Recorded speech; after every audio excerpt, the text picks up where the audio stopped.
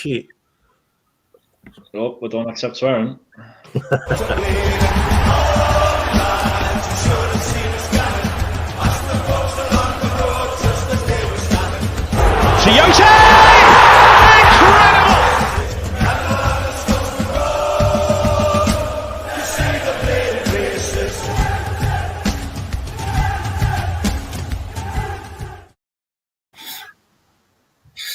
Good afternoon and welcome to the Big Toon Chat with myself and my local friend now. I can call him that because he's always on my videos. It's Stephen from Geordie Talk. How you doing, Stephen? All right, yeah, yourself, mate? Yeah, I'm not too bad. And we're joined by Lukey.T86, a Wolverhampton Wanderers fan who's had the pleasure of joining us this evening. How are you doing, Luke? You all right? I'm all right, lads. Thanks for having me on.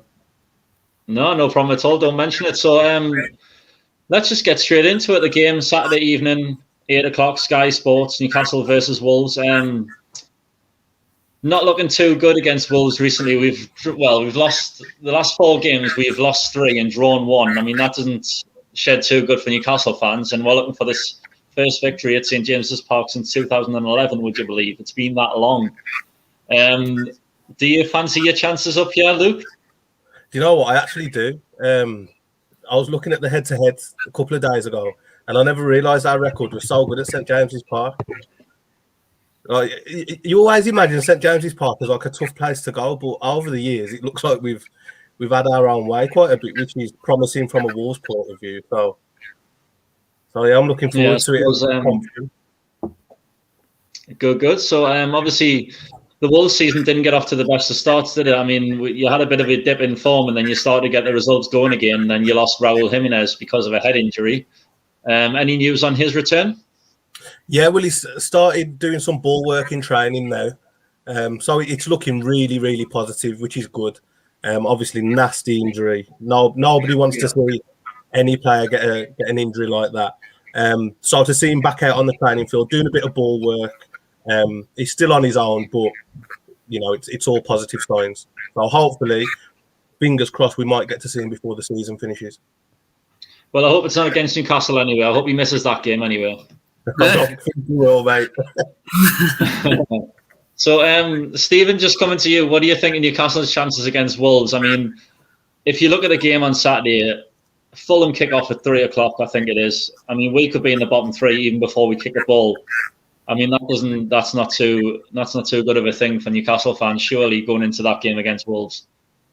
No, it's not. I mean, we should it would pile a lot of pressure on Newcastle to get a result if you were to drop into the bottom 3. If Fulham would pick up a result on Saturday, like you say, the 3 o'clock kickoff, it would be Newcastle would have to try and go out there and try and get an early goal and try to get in the game early on, try to stop Wolves from playing the passing game, which is so great at with signing half of Portugal. So yeah, I would be so sure, man.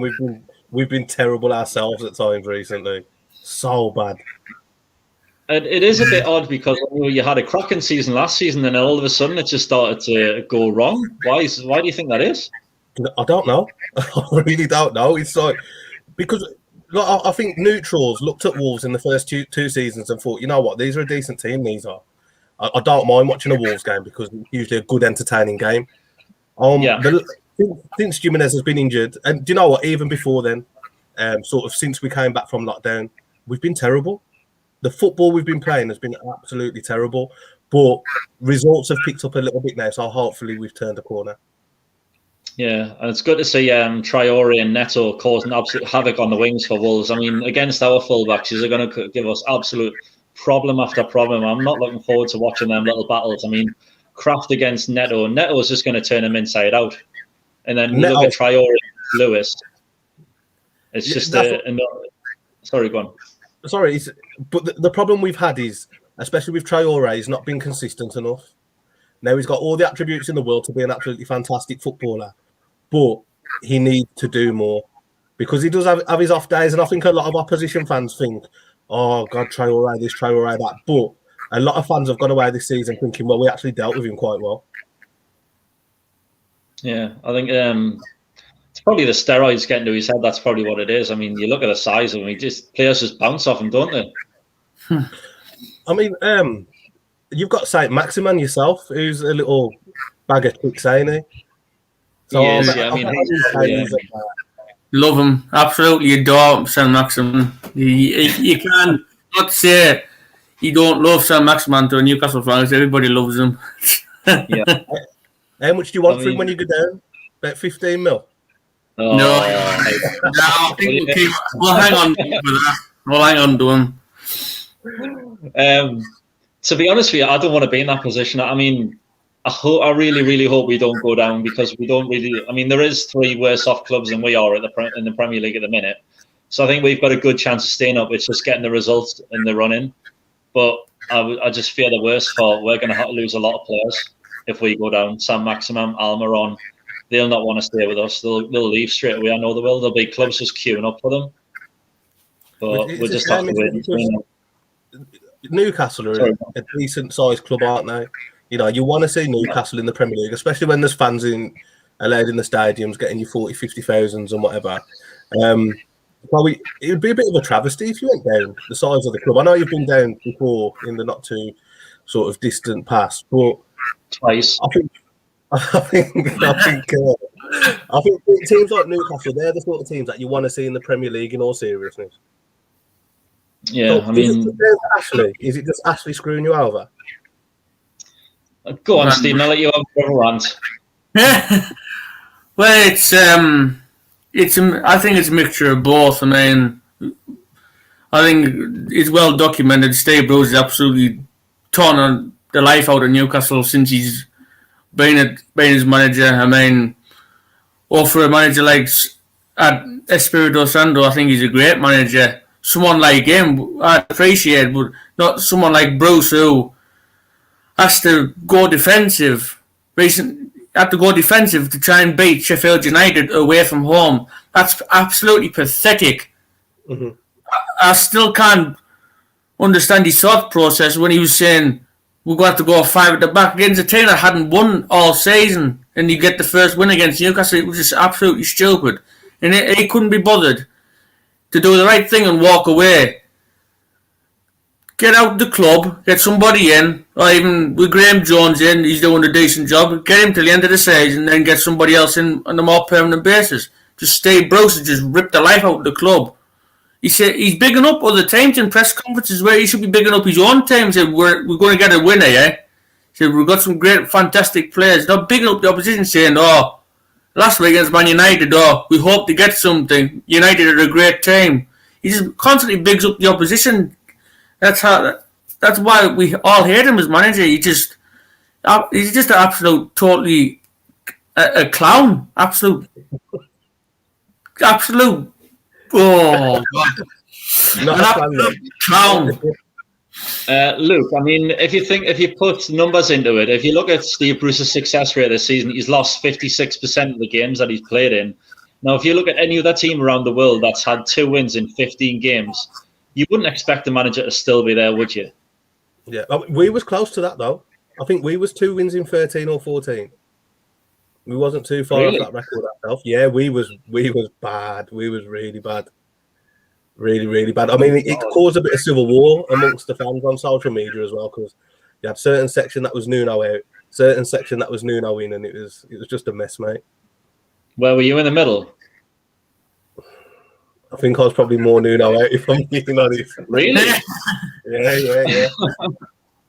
Do you want to swap him for Steve Bruce? No, I don't want him out that bad. But it's frustrating, isn't it? Because these sort of managers like Bruce, they just get the same old jobs every single year, like the Carousel, Allardyce, all them sort of names. And a club like Newcastle, you don't want to be associated with those sort of managers, do you? I'd imagine you would want, like Steve said, Espirito Santo, like an up-and-coming manager with some new and fresh ideas. Yeah, I totally agree. So on Saturday, have you got any other injury problems apart from Jimenez, of course? Pedence's still out, I believe, and I'm not sure about Willy Bolly, whether he's coming back or not, because he's been out for a few weeks. So we've still got a couple of injuries, but it is looking a bit better than it has done over the last couple of weeks. Good. I mean, we're doubtful for Joe Linton, but obviously he can't score if you give him £1 million. You know what I mean? So we're not going to be bothered about him. See, Stephen, obviously all these rumours have been flying around this week about Martin Dubravka coming back in goal. I feel a bit sorry for Carl Darlow, if I'm honest. He's done a good job. He's made a few mistakes here and there, but he's held the line really well. I mean, if it wasn't for him, Newcastle would be in a much worse position than what they are now, goal difference-wise. I mean, there's no doubt in what Carl Darlow's done since Dubravka was out. He stepped up admirably to get the number 1 spot. Look at his game against Liverpool. He's kept us in games. He's a bit like what Dubravka's done since he signed on a permanent deal. He's always kept us in games. Got us unlikely points. Even when we got beat, we kept the score down. He's pulled off magnificent save after save. But I think the nail was in the coffin when he conceded 2 goals at his near post. It's against Man United. I think that was it's a cardinal sin. If you're a goalkeeper, you go and concede your near post, and he conceded twice at his near post. So I just think the writing was on the wall then. And from what I've seen on social media in the past couple of days, that Dubravka will be back in goal for Wolves, it's a massive boost because we absolutely need him. With his claiming, his distribution, takes the pressure off the defence. That's why he's our number 1, just for them certain reasons. And Luke, do you think Wolves? How will Wolves set up against Newcastle, knowing Newcastle have got to come out and try and get some points? Do you think Wolves will sit back and try and hit them on the counter attack? See, this is what frustrates me about Wolves, because we're too negative for my liking. So I can see us coming to Newcastle and maybe sitting back for a good 45, 60 minutes and then trying to turn the game into like a 30-minute game and trying to nip it that way. But with all due respect, with the form that Newcastle are in, our recent record there is pretty good over the years. It's the sort of game that we should be taking to Newcastle, in my opinion, and playing on the front foot. So, but what I found with Wolves recently is we don't know what's got to turn up from one week to the next, whether we're going to play 4 at the back, 5 at the back, 3 in midfield, 5 in midfield. We just don't know. So it's quite hard to make those predictions. But from my point of view, I would like to see us go at Newcastle and take the game to you and be proactive in trying to get 3 points. Yeah, it is a big game. I think it's a must-win game for Newcastle. It's got to be. I mean, every game from here on in is a must-win game for Newcastle to survive. That's the way I look at it. But there's a lot of people at the minute going on about saying drop Lascelles.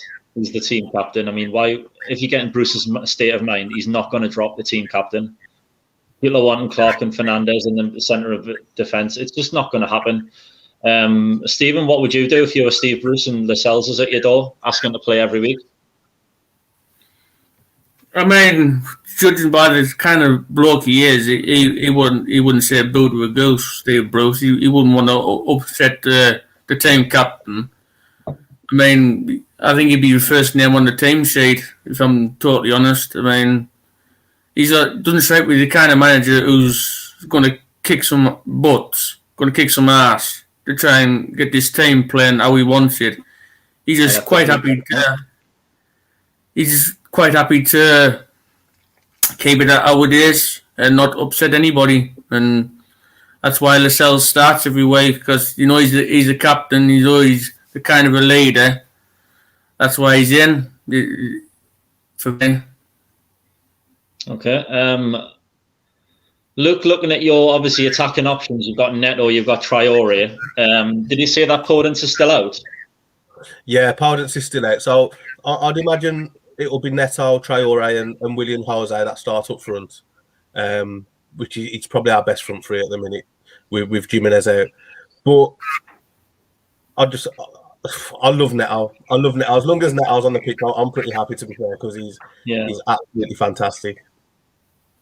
He's one of your most dangerous players as well, so he's got a goal or two in him as well. So, I mean, looking across the front three, there's goals everywhere when you look at your front three. Compared to Newcastle's, you've got Sam Maximum who gets on the end of things every now and again. You've got Almiron. And then our striker at the minute is going to be either Dwight Gale or Andy Carroll. I mean, if Andy Carroll starts, surely that's going to cause your defence a bit of a headache, isn't it? Yeah, I would imagine so. We don't deal the best with big physical strikers. I mean, if Andy Carroll can pin Connor Cody in, then I'd back Andy Carroll to come out on top of that duel, because as much as Connor Cody is a decent defender, he's a weak defender at the same time, especially 1v1 and especially versus a physical presence. And I mean, I actually feel quite sorry for Andy Carroll. I think he gets a lot of stick. I think he's a decent player. Like, he's a good option to have. He is, yeah. So if he started, I could see Carroll causing us some problems, to be fair. Stephen, Gale or Carroll, who are you going to pick? I would say Carroll, just for I would have started him last week over Joe Linton, just like you said, just for his physicality. He's like could have roughed Maguire and Lindelof up. I mean, it would have been a no-brainer for me. Only Maguire and Lindelof aren't exactly the world's best defenders, and to have a player like Andy Carroll bullying them all game, they'd know they'd been in a match. But up against Wolves centre-backs, like Connor Cody, for instance, I think he'd get the better of him just for his strength and his physicality, even though he's probably his best years are behind him, but he's still a good option to have in a team just for that alone. Yeah, I mean, look, if Willie Bolly starts, is it Wilfred Bolly? Willie Bolly? I don't know how to say his name. Bonnie, Bolly, I don't know. Anyway, you know what I mean. But, do you think he would be passed on to Andy Carroll rather than Connor Cody looking after him? Because obviously he's a bigger, stronger player, isn't he? He is. I don't think so. I think we're very structured in the way that we play. And if Carroll's playing straight through the middle and quite high, then he's going to be on Cody. Common sense would say on corners, set pieces, Bolly is on Cody if Bolly plays.